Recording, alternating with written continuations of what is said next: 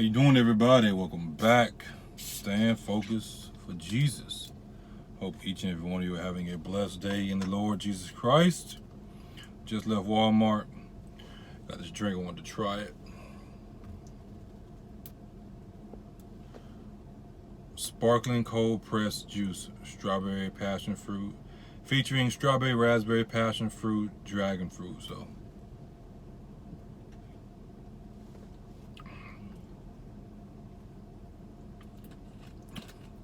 okay, that's pretty good. Y'all, excuse my attire if it is offending you, but it is hot. It is hot. I want to talk about the male sexual organ, the phallus, the penis. And as you see from the title of the video, letting a man stick his penis in you, ladies, can be one of the most humiliating things you can never do in life. When you look at the word penis, it's grown folks talk. When you look at the word penis, it is the male reproductive organ, but it tells you for copulation.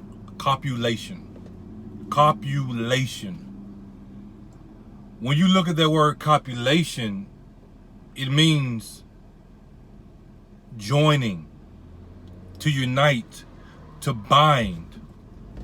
So the penis is the male organ of joining himself to a female in a sexual way. Because we know from sex, two become one, you got the children and everything, right? But it starts with the spirit. It starts with the spirit. Because how does a man get to a woman's panties, get in the drawers? It's through his words. His words are seeds. And ultimately, what does he want to do? He wants to in a woman's, you know the rest. And when he does that, we know what happens. The man puts his seed in the woman, and the two become one. When the man spiritually copulates with a woman, he's putting his spiritual seed, his spirit, into that woman. He's joining himself to that woman. The two are becoming one. And give me a second, this road is raggedy. This ain't the best vehicle. But hey, it gets from point A to point B. So y'all let me get on some smooth road right here.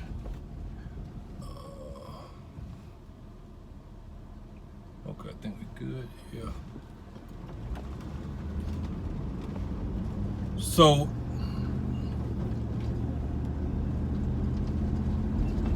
not only when you're sleeping with a man, are you binding yourself? That's why you get soul ties, these different things. You talk about spiritual husbands, spirit husbands, and all this other stuff. Because you've been taught that, sex is just sex.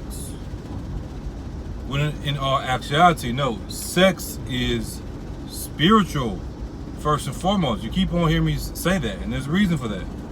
Because some of the things that, I've been talking about, and then some of the things I'm going to be talking about, like some of the things I'm talking about right now. Sex is spiritual, first and foremost. That's why it is so powerful. How do you end up having sex with somebody? Because sex symbolizes the ultimate binding of yourself. How do you have sex with somebody and then you don't want to you don't want to stop talking to this person or whatever. Or there's a, come on, buddy, in your side of the road. There's a binding to this person that you can't explain. Now, people have learned to play the game, and they act like they're not bound to this person. I just have sex with this person, and that's it. But you reap what you sow, right? So while it may seem like they finessing the game, they're not really finessing the game. It's gonna come back and it's gonna bite them in the butt. It's gonna come back and bite them in the butt.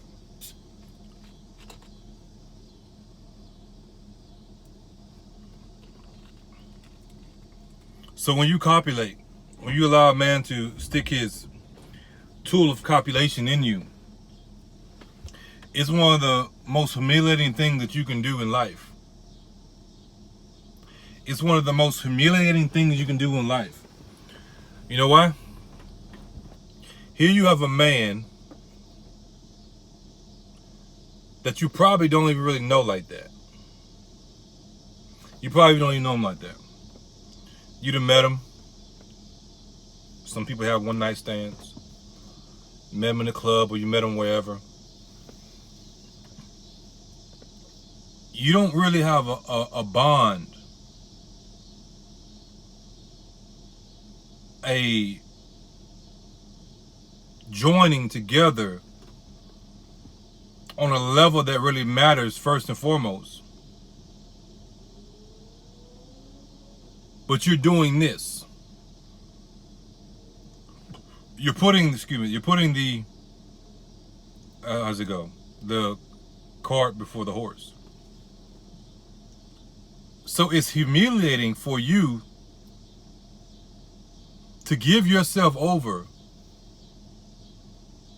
to this man that you don't know what type of spirits he got in him. It didn't go vice versa. Also the women. To give yourself over to this man that has all these type of spirits in him. You don't know what he's dealing with.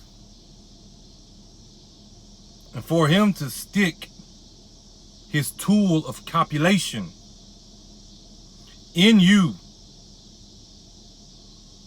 in the form of a humiliation ritual. How many of you remember the movie Eyes Wide Shut? They say it's based off of a true story. I believe it. And the guy was killed shortly after.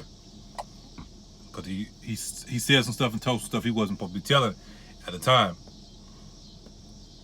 If you remember, and you know, those who are in the know, you know these things. When they're doing the sacrifices and stuff, there's always some type of sexual aspect involved. You have the sacrificial table. You have the men dressed in black, or even sometimes the women, they dressed in black and they, you know, coming in all creepy and stuff like that, right? When you allow yourself to be in that position for this man to go into you, you are going through a humiliation ritual and you don't even know it. You may say, no, I'm enjoying myself. No. You may be very well enjoying yourself, but you are the sacrifice. You are the sacrifice. I'm going to prove it to you in a second. I'm going to prove it to you. That man goes into you and he climaxes. And to keep it simple, he's passing his essence, his energy, his spirit onto you in that form. He's already done it. But this is just a physical manifestation of it. What you don't realize is when you're doing these things, those same masked dark figures that you see in the movies when they're doing all this crazy stuff, they're surrounding y'all when y'all doing y'all thing. You just can't see them. You just can't see them. Remember,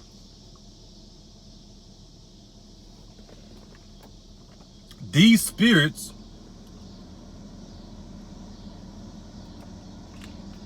are looking for a body to dwell in. These spirits are looking for a body to dwell in. The same things that you are doing, they want to do. So they may possess that body of that man, or they may even possess you, because you gave them open access. You open the door, you open the portal.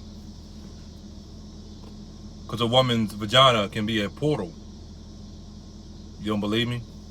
Go ask a man that has went crazy over a woman after he had sex with her. And he got engulfed in her world. Now he don't know how to get out. He ended up doing something crazy or stupid. Those masked figures, those dark spirits, they are surrounding you, surrounding y'all, and also partaking, as I just said, of you when you're doing these different things. What you don't realize is that you are the sacrifice. And what you're doing is you're going through a sexual humiliation ritual. Well, you just said that you were going to prove that that's the case. I am. Let me prove it right now. When you had sex for the first time, how many times did it lead to you having sex after that? I'm gonna drink my drink. Let you think on that for a second.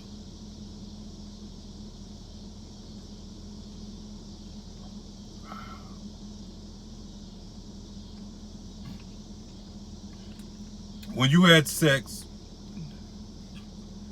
did you want to stop, or did you want to have it again and again and again?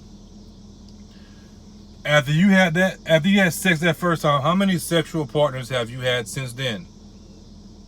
From the time of you having sex that first time, not being married, all the way up until the point of you getting married, or hey, maybe you ain't married, and then you stopped. Or maybe you're still struggling. A lot, right? More than you care to divulge, right? So why is that? If you were not given over as a sacrifice to do these things, to keep on having sex with people you know you got no business having sex with, and for the spirits to get off, they come in and out of both of y'all and create baby daddy, baby mama drama, AIDS, HIV, STDs, and all these different things that come forth from within mankind. People don't realize a lot of this stuff we create. They just happen to take it out of our DNA and then weaponize it against us. If you were not given over as a sacrifice, then explain to me, why did it get worse? Why did it get worse for me? Why did I go from finding out about masturbation accidentally, like, what is this, to being addicted to porn? Where before I went to bed every night just to go to sleep, it was like my little nightcap. You get your little liquor, the nightcap. My nightcap was my right hand. Go to work with some lotion inside and a rag to clean up, and then go to sleep. Why did I go from being addicted to porn to wanting to do the things that I saw in the porn to the women? Why did it taint my understanding and the proper image of women? Why? If that's not the case, then why does the fruit say otherwise?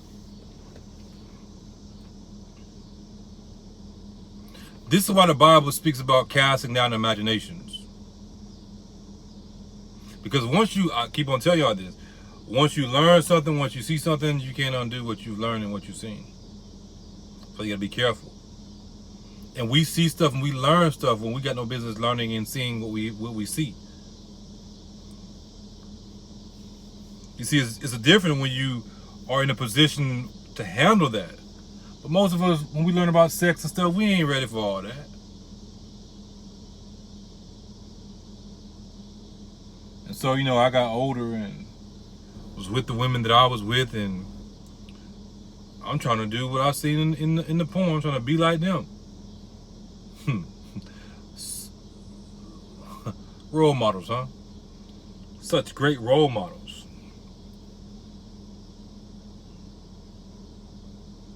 When my role model should have been the elders, where you can go to them and talk to them about sex.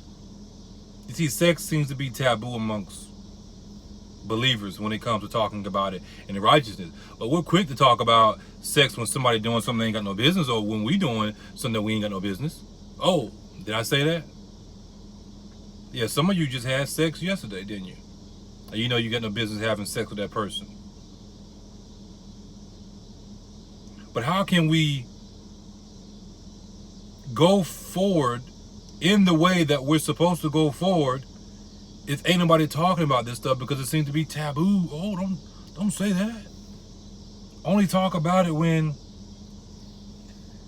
you exposing somebody, or when it's something that we ain't supposed to be doing. But sex is something that we're supposed to be doing in righteousness. So therefore, it needs to be talked about. But we've become so uncomfortable because of what the word has told us that, hey, we can't talk about sex to other people. We can't go to a brother or sister, most of it would be an elder. Because, an elder is an elder and they've been around. If they're having struggles in their marriage and in the sexual aspect, and they trying to, perform better or whatever. You should be comfortable enough with your elder, or if you're the elder, or if you're younger, however it is, to be able to talk to a brother or sister in Christ about stuff like this. Who else you gonna talk to it about? Excuse me. The devil? The world? You gonna let the world continue to teach you? I didn't know the devil made sex. I thought God made sex. And sex is to be experienced and enjoyed in righteousness. You're supposed to learn as you go. You learn what you like, and you learn what you don't like. You learn what your partner likes, and you learn what your partner doesn't like.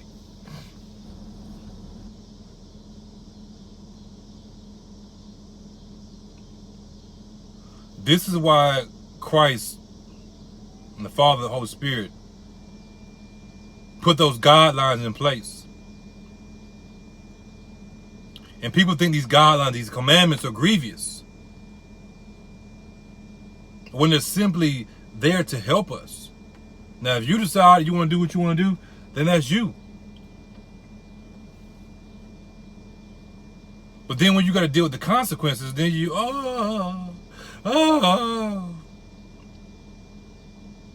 I remember the first time I had a yeast infection. I didn't even know that men can get a yeast infection. Not a good feeling. When the inside of your tube is itching. Not a good feeling. It didn't take me long. Lord, nah, buddy.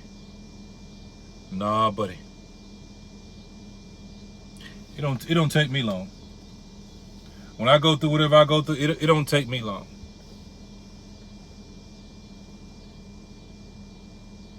So my question is, why do you keep on going through the same stuff? Like, how long does it take you?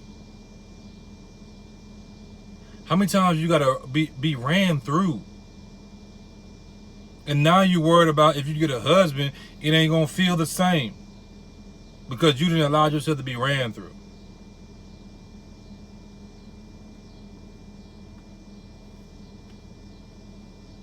You've allowed yourself, your body, to be consumed with unclean spirits. To be humiliated over and over and over again. Thinking this relationship is going to work when you knew it was going to work in the first place. All because you want to be disobedient and do things your way instead of doing things God's way. Because you got no patience. I didn't say it wasn't going to be a struggle. I said you got no patience. Ain't you tired of that? Meeting a dude, giving him your body, and then being humiliated because he don't want to talk to you no more. But you've already been humiliated. Because when you're fornicating, those spirits are right there. They having an orgy with y'all. And you don't even realize that. You don't realize there's a big old orgy going on. Why do you think in the book of Romans, God spoke about the sodomites. And he said that those who are worthy of death are not only those who commit sodomy, but those that have pleasure in those people that do those things. And if you really read the context of it, you know what God is saying? The ones who come into agreement, which is why he said don't say Godspeed to everybody, because if you say Godspeed to somebody and you're not supposed to, you are a partaker of their evil deeds. So when you come into agreement with sodomy, you yourself are a sodomite. You allow those spirits in your home, in your temple, in your body. And so guess what they're doing? You may be married, but you agree with sodomy.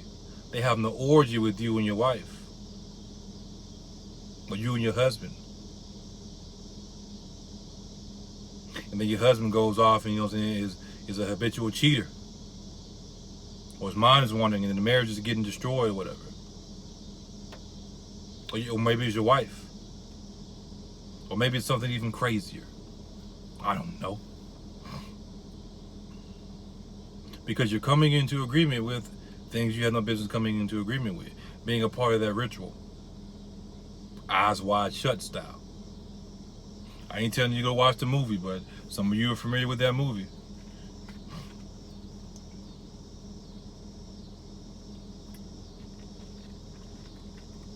So the question is, what you gonna do about it? I got to a point where I got tired of being humiliated. I got tired of giving my body over.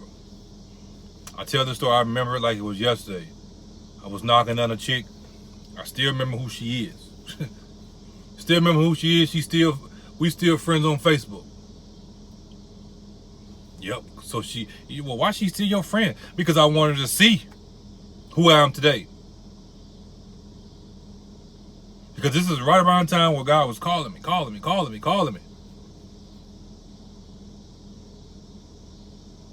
Knocking it down. Yeah, it was good. I'm not gonna say a lot. But as I'm doing the do, you know what I'm thinking? I'm tired of this. I'm tired of doing this. I'm tired of humiliating myself.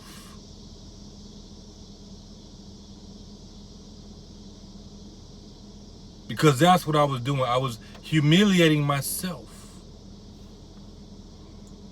Not only was I humiliating myself, but I was humiliating her.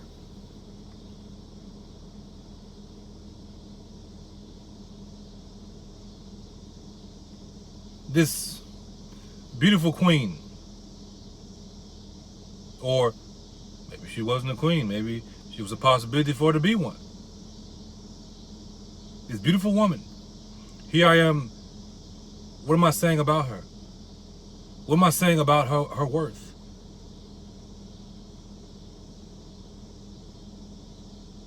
We in a place of business and that I have access to, and I'm knocking her down in the wee hours of the morning.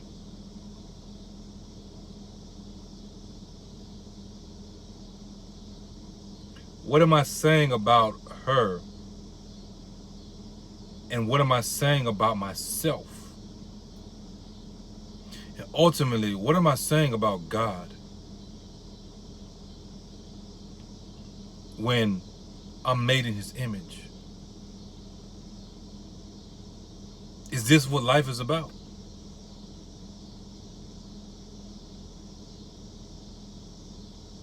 Is this what life is about?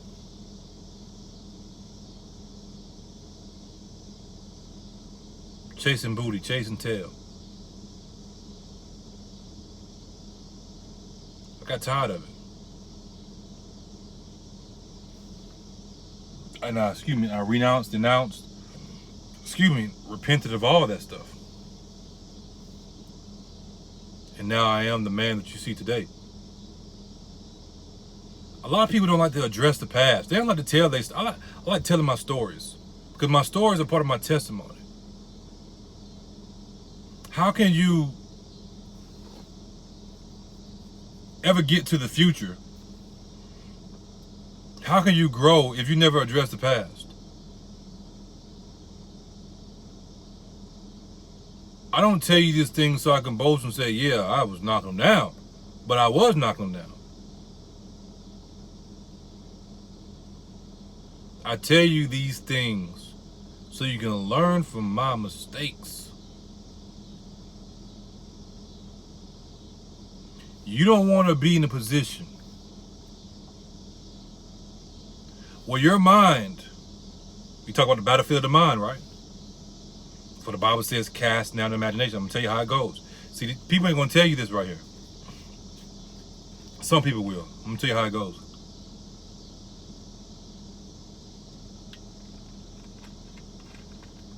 You're asleep with all these individuals, right? Not realizing that the mind, the body, it doesn't forget it doesn't forget anything. Everything gets recorded. Everything you do, it gets recorded. Rather you remember it or you don't remember it. So the enemy is always operating, moving around, trying to get you, right? So you just slept with this person, slept with that person, and go down the list. And then you'll have flashbacks of the things that you used to do with that person. And it'll be so real, it's like it's happening all over again.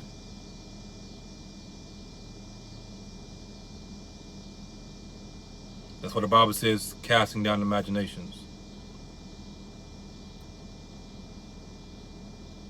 You don't want to deal with that. Now I know I may look scruff McGruff now, beard ain't combed, the bald head, you know what I'm saying? Got a little weight on me and everything. I ain't swole like I used to be. You can tell, I used to have the muscles and everything. But I ain't finna sit and flex and say, yeah, I'm cut up like I used to be. But I ain't always look like this, as they said. And I had my pick of the litter, as they say. From your hood chick, next door neighbor chick, the chick that everybody wanted in high school, the model chick.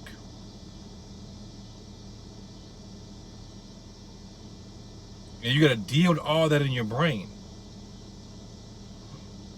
Because the devil's always trying to look for a door to get in. Yeah, remember you did it with so-and-so? And then you be like, yeah, that thing, oh, good Lord. Then you have to cast that down. I'm not going to say and flex and say I ain't never had no thoughts. Man, she put that thing on me. Oh, she looked like so-and-so. You see, you gotta pick up on all those things. Because they're like little traps. But a little trap can be a big trap. You see somebody that looks familiar, like they look like so-and-so. Oh yeah, I remember so-and-so, good Lord. Ooh, ooh. Then you get to thinking, and guess what? You're imagining. Before you know, you're thinking about stuff. Thinking about stuff that y'all did. You know what I'm saying? Dang, I didn't get it like I wanted to. All these different things, whatever. And then now it's consuming you.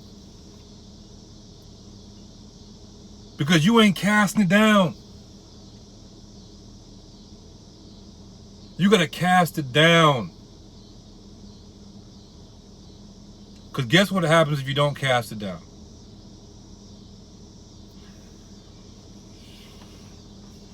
Hello? text me what you doing. Yeah. Ain't doing nothing, chilling.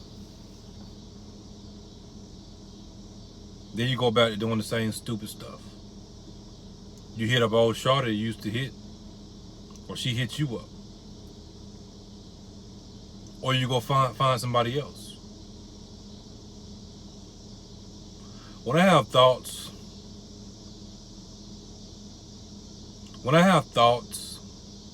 just because I'm married don't mean I don't have thoughts. People, they get that twisted. Oh, you're married.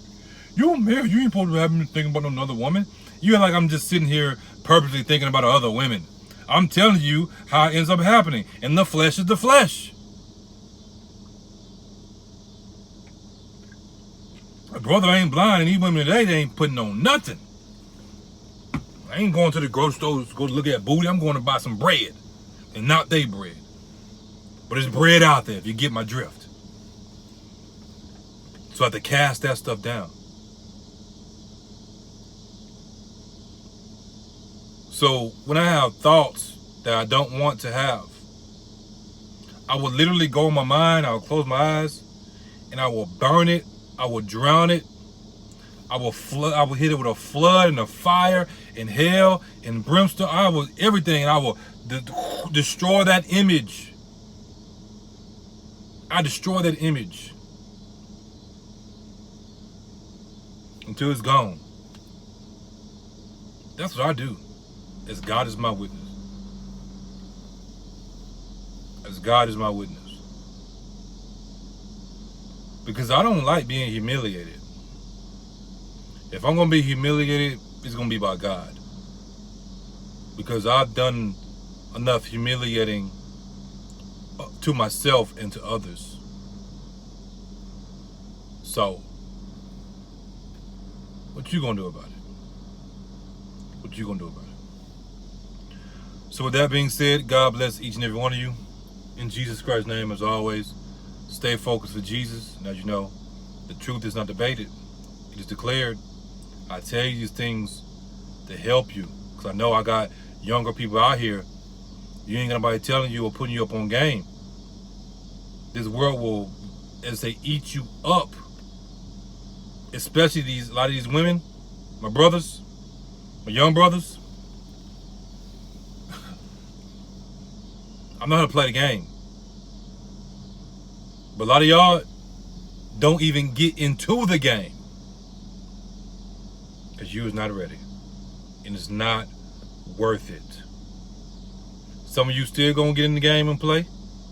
And then years later, or maybe the first time, you be like, man, that brother was right. That brother was right. With all the women I've slept with, and I'll close with this. Would I rather be a virgin, go back to being a virgin, or have slept with all the women I have slept with? Now, if you ask my flesh is going to say, yeah, I want to, give me all the women and let me sleep with them again and give me some more. But my spirit,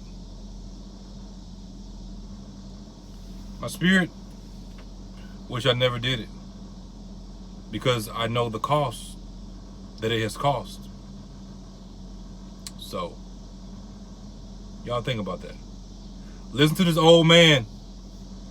You know what I'm saying? Listen to this old man with this smush, raggedy beard and the glasses on and the bald head. Listen to this old man. They say I didn't always look like this. But I love y'all. I'm out.